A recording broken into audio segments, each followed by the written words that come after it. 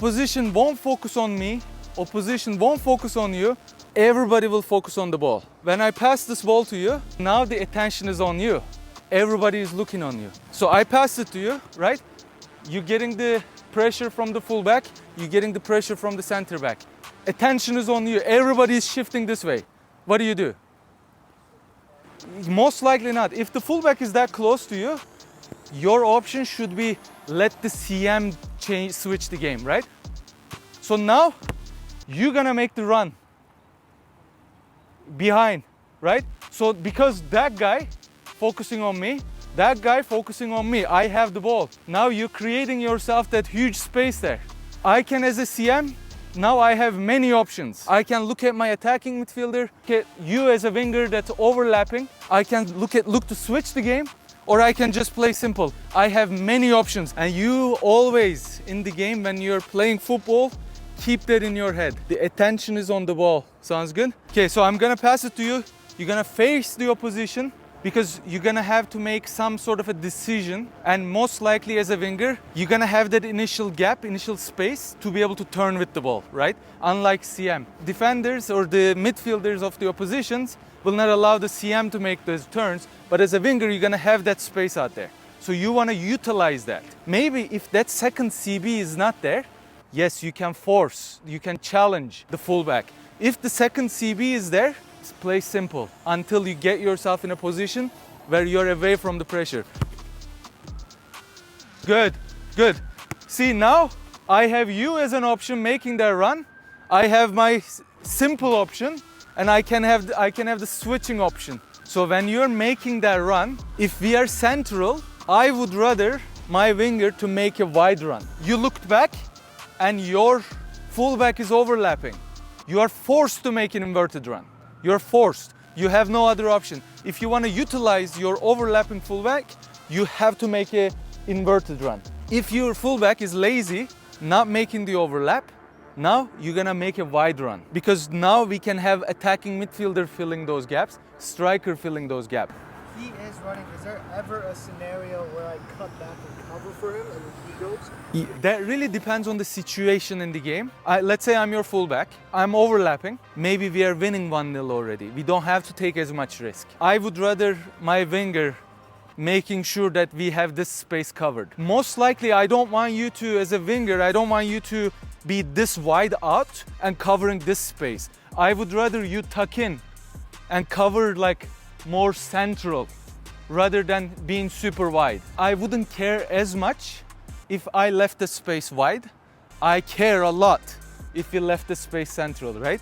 So don't be super wide and cover, be more central and cover. Depends on the game situation. If we want to score, if you're losing 1-0, 80th minute, we want to take more risks, I'd rather you go up too, and I have two center backs back there. So it depends on the situation. There is no like one way, certain way of doing it. If I'm already in the more like central, halfway between the half line and the 18, there is no point me seeing back to my winger wide.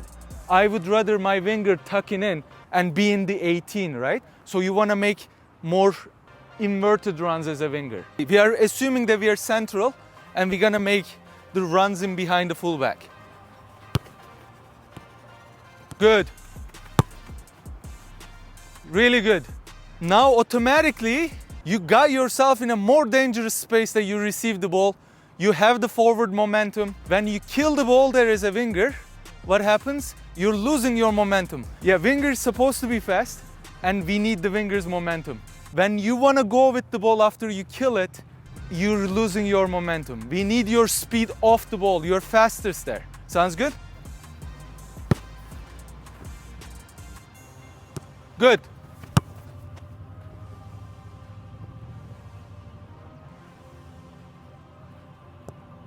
That's what I'm getting mad at you guys. Like I want you guys to get into good habits in the game so you are making those off the ball runs. Your game on the ball is not bad. Your game off the ball is not good. That's why you need to improve. To be able to do that, it all starts with two things. Yes, passing, of course. Everybody has to pass good in the game. From the goalkeeper, center backs, midfielders, everybody has to pass good.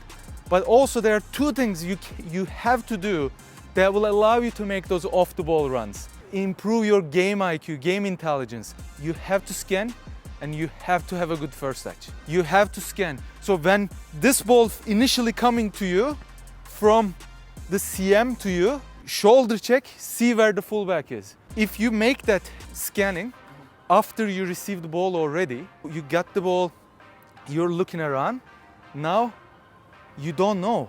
But if you already know when the ball is coming to you, the fullback is there, opposition's fullback is there, opposition center back is there, you're already making that decision.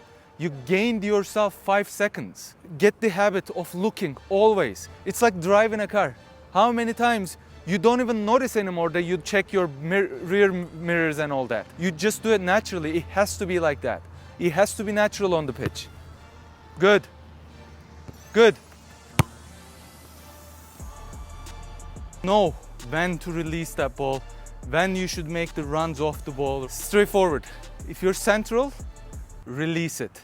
Whether it's short but simple, you're making sure you're getting that ball from A to B. If you're passing the ball to your CMs or attacking midfielder, you're making the central pass, you want to get rid of the bounce. You want to make their job easier because they're going to be in hell a lot of pressure in there. So you want to get rid of that bounce, make their job easy, right? Release, make your run off the ball. Play simple, play risky.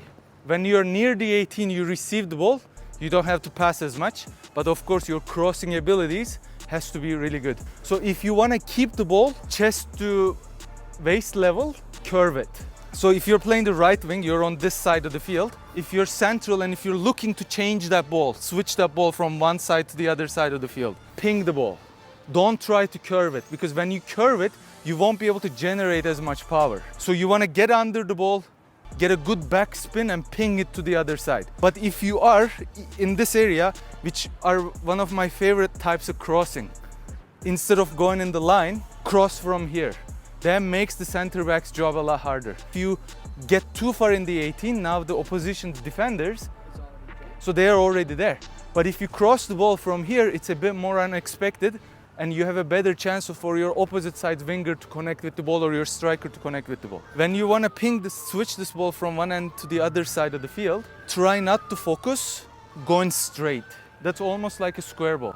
Go that way, like further away from your net. Because that ball from here to the opposite side, straight switching could be intercepted and cause a counter-attack, right? So you want to aim for diagonal balls towards the corner almost. So where your winger is supposed to run, right? If you're crossing from here, curve in behind the center backs, so cause a little bit of a problem for the opposition. I hope you enjoyed this video. Please drop a like, subscribe to my channel. And if you want to improve your first touch, here's a video link for you. Thanks for tuning in, and we will see you next time.